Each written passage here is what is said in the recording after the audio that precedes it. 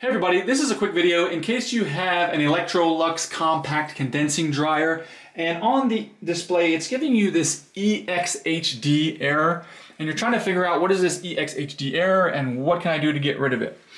So first of all, the ExHD error is when the control board is sensing a fault on itself and needs to be replaced.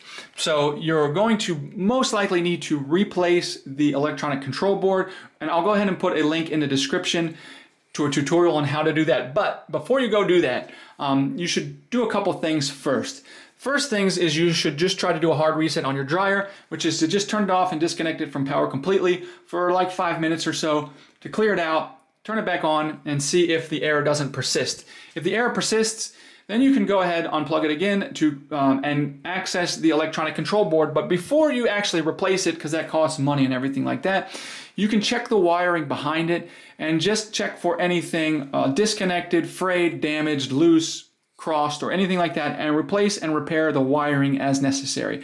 If all the wiring looks good, then you can proceed to replacing the electronic control board.